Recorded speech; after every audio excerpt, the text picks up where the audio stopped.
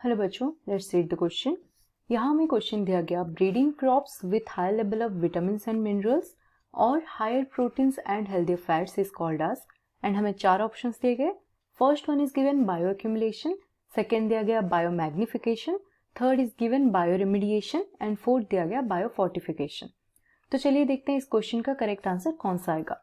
But before getting to the answer, पहले हम बात करते हैं about the key concept that is being involved here in this question. Okay, so जो key concept involved हुआ है that is regarding the breeding of crops. Okay, so हम यहाँ पे बात करेंगे crops के breeding के बारे में.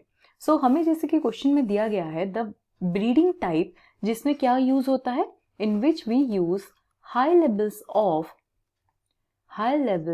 of vitamins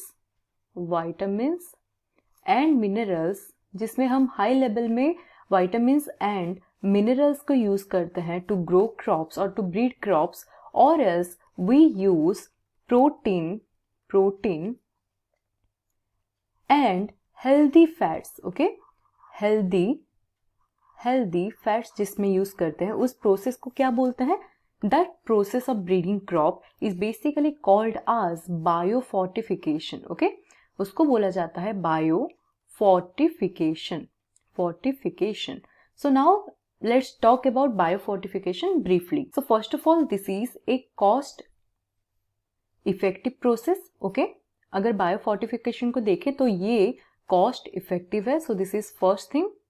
And then by this method, इसमें होता क्या है? We can easily transfer or we can easily deliver micronutrients to such population जो कि इजीली एक्सेस नहीं कर सकते माइक्रोन्यूट्रिएंट्स को, right? So by this means of breeding crops हम क्या कर सकते हैं?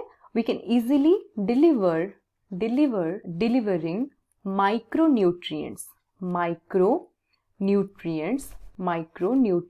को हम इजीली ट्रांसफर कर सकते हैं टू दोज पॉपुलेशन जो कि और जिनके पास के लिमिटेड एक्सेस होता है टू डाइवर्स डाइट, सप्लीमेंट्स और fortified foods. Okay, and this is the process by which जो क्रॉप्स प्रोड्यूस होंगे they will be of high quality and it will directly effect on public health, right? So because of the method of biofortification improve होता है public health. Okay, so it also helps to improve public health. Okay, so अब देखते हैं. सो यहाँ पे 4 option में से correct option आ गया ऑप्शन 4. अब देखते हैं अदर ऑप्शन के बारे में क्यों वो गलत होंगे. सो अगर हम ऑप्शन 1 की बात करें जो कि दिया गया बायो एक्यूमुलेशन की अगर बात करें तो what do you mean by bio accumulation? It simply refers to the chemical buildup in either birds or mammals or humans or other animals. Okay, so we can say this is nothing but chemical buildup जो होता है, chemical buildup within birds, humans or other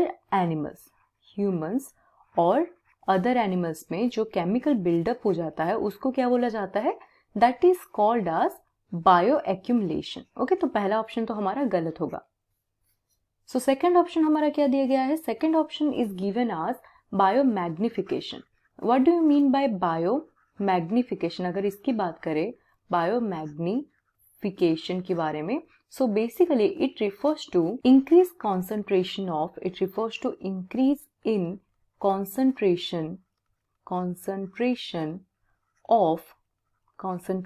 of pollutants or toxins when we move up in the food chain. Okay, when we move up in food chain. So basically ये क्या बोलना चाहता है?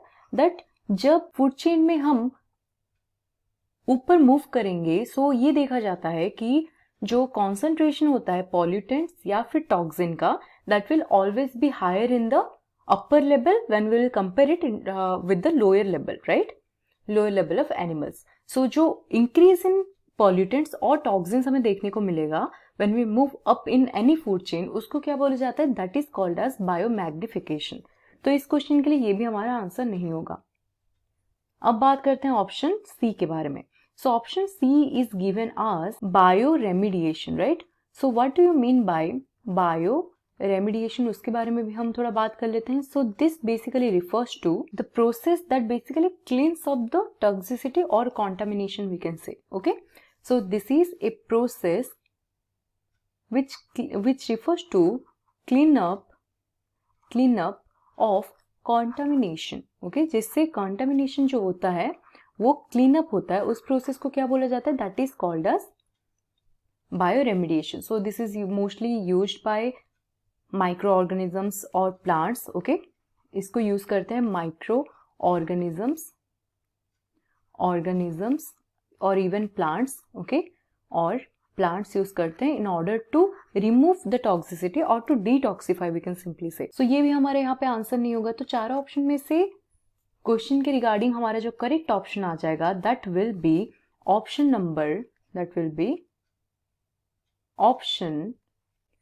4 which is given as bio fortification. So option 4 हमारा यहाँ पे correct option हो जाएगा.